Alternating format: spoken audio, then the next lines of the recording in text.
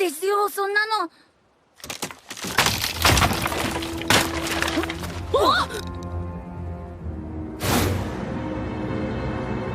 Alright, let's get out of the way. Don't forget to subscribe, hit the like button, leave a comment if you like. Last time we watched Demon Slayer, Tanjiro was spying on this guy he thinks he knows. And also, the Hashira is picking on this little boy who makes swords, and I'm thinking, why the fuck are you doing that? You're obviously stronger than him. Well, it ends really quickly. He just karate chops his fucking neck, and boom, knocked out. And then Tanjiro comes out from hiding and says, "Stop doing that!" and tries to make the Hashira's hand release the kid. But Tanjiro is really weak, or this guy's grip is just on there, really strong. He looks like his arms are sticks, but no, it's a big fucking muscle there. Then he low blows Tanjiro in the stomach, and then calls him weak, but you sucker punched him. I mean, this guy is disrespectful because he says, "I feel strong pressure from that box. There must be a demon in there." Then he tries to grab the box while Tanjiro's on the ground trying to gasp for air, and he says, "Fuck you. Don't you dare touch the box." Well, Tanjiro never said that, but if I was him, I would have totally said that. So, I don't know how, but he's so quick that he's able to steal the kid back from him. And Tanjiro saved him, but he's still pushing Tanjiro and shit like that, saying, "Get off me! Let me go!" So I guess the Hashira wants the robots in front of him, but he says, "No, I'll never give it to you! If you use this robot again, it's gonna fucking break!" I guess he cares for this robot so much that he says, "I'd rather be tortured than you breaking the robot." The Hashira doesn't like that at all, and he says, "Have you ever lived through pain?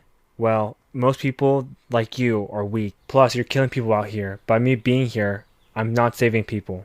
That is one of the most toxic mentalities I have. Why the fuck is he a Hashira? And then he tells them that you are less than I because swordsmiths can't fight, they can't save lives, and all they're good for is making swords. Now, if you weren't so stupid, you'd give me the key, and you'd also know your place. Now give me the key. And then Tanjiro hits his hand and says, "Hey, stop doing that! Why are you calling him dumb when you're stupid as fuck?" And this is one reason why I like Tanjiro, because he's so level-headed. He says, "While you may be correct and our time is valuable, I don't think swordsmiths are useless." And then Tanjiro explains to him that basically painters are nothing without their paintbrushes. They need paintbrushes to be made. And then there's someone watching them. Who do you think it is? Leave a comment down below. So you think that he would say, "Oh, you're right. Now that I think about it, you are kind of smart." No shot. He'd rather just hit Tanjiro in the face and make him faint. At this moment I was thinking, alright, let me in there. I'll whoop his ass for you, Tanjiro. Now that Tanjiro's fainted, the boy is thinking, how am I going to pick him up? And the man behind the trees comes and tries to help him, but he says, "I'm only going to help you because Tanjiro's knocked out." But this guy fucking sucks because Tanjiro wakes up pretty quickly and he says, "His eyelids are moving," and he runs off. But what he doesn't know is that Tanjiro was listening even though he's fainted. So if you guessed it was Tanjiro's swordsmith that he usually gets swords from, you're correct. It was him. And unfortunately, the kid did end up giving the Hashira the key that he wanted, because obviously he would have gotten his ass kicked. So clearly, being a Hashira is not synonymous with being a hero. And aside from taking the key, he also took the doll to make it work. So the doll wouldn't start training him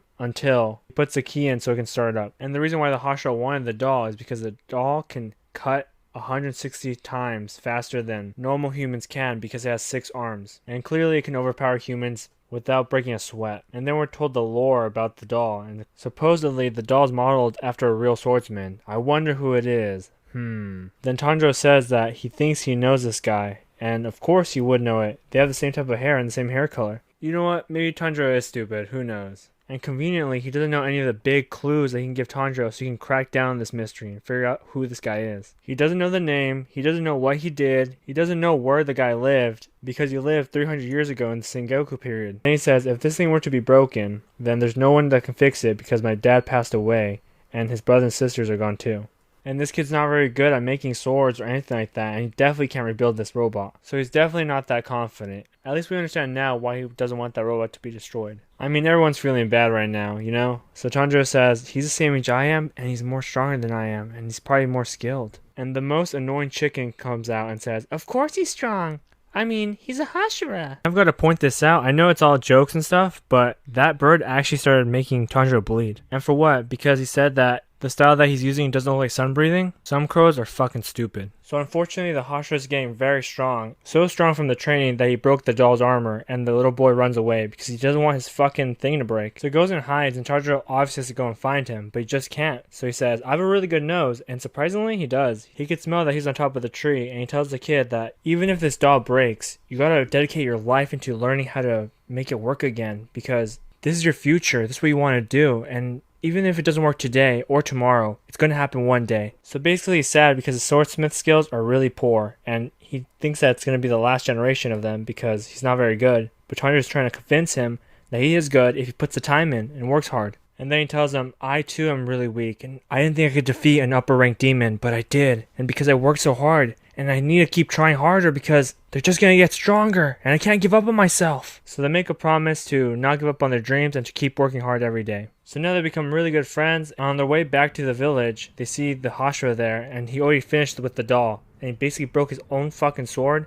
and he broke the doll with it. And he says, I'm gonna keep this fucking sword that was in there. And that makes the kid really sad and runs away again. This Hashira obviously doesn't talk to many people and probably doesn't have that many friends because this boy can't take your fucking comments, so relax. And then he throws a sword at Tanjiro's forehead, and if I was Tanjiro, I'd probably fight him there and then, because you don't disrespect Tanjiro that way. Just for a full meal, I'll put the crow in there too. So they go back to the doll, and the doll's kind of broken, so they start twisting the knob in the back, and they figure out that it starts working again, and finally they say it. He says, why don't you go and train, because I want you to beat that asshole. So he then goes and trains with this doll, and it's a hard battle because he keeps falling down. This thing's very, very strong. And on top of that, he has this little kid yelling at him saying, that's not good enough, you'll never beat the Hashira that way, get a haircut, your hair's too long. So for 5 straight days, he trains with his doll, without swords. He uses these big, giant pieces of wood, and they just beat up Tanjiro. But on the 6th day, that's when they put on swords on this thing. And this fighting probably feels like hell's paradise for these guys because it's intense. Supposedly, he says that he would not give him food or water until he figured out how to defeat this thing. He went so many days without eating or drinking water that when it was raining, that's the only time they felt like he could survive this thing. When you're starving, you're dehydrated, you're probably going to kill anything in your path. Instead of when he drank the rain, he'd feel like he's in a different world. And after escaping this world, he felt so much power and so much agility that he can probably defeat it. But still, no luck, he still gets defeated by the doll. So the little kid decides to say, alright, I know you need your energy. So they end up feeding him, and he says, alright, get out there, start killing this thing. Then Tanjiro figures out that he can defeat it, the problem is that he's too nice, and he needs to be more aggressive. So when he starts slashing its head off, he cuts a part of his hair off, and it shows you that he's let go of his past, and now he's going to be much more aggressive to kill these demons in real life. And he cuts the head off, and you won't believe what's in there. It's a fucking sword that hasn't been opened for 500 years.